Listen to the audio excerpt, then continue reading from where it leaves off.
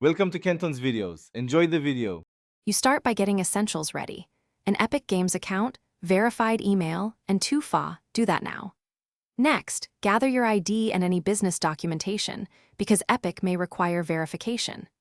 Install Unreal Engine and the Epic Games Launcher, then enable the iOS and Android mobile SDKs in settings so your environment builds mobile packages. Once done, sign into the Epic Developer Portal with the same account. This connects your tools to Epic services and prepares you to request developer access for Fortnite mobile workflows. Now complete the application on the Epic Developer Console. Select individual versus organization and fill required fields carefully. While awaiting approval, link your Epic account to Unreal Engine, set bundle ID, add provisioning profiles for iOS, and generate an Android key store with proper signing.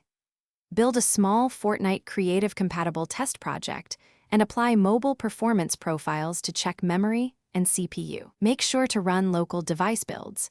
They show you packaging errors early and let you iterate before requesting final mobile access from Epic. To finish, request mobile developer access or a partnership tier inside the Epic console and upload your reviewed test build. Configure payout, tax forms, and enable crash reporting plus analytics so you can monitor live performance. Once approved, deploy to internal testers, then public channels. If you hit a roadblock, check build logs and ensure your Epic account ID match across the console and Unreal. Refresh provisioning profiles and key stores, then rebuild. That single fix resolves most rejections. If not, contact Epic support with logs attached. Thanks for watching. Consider subscribing if we helped you.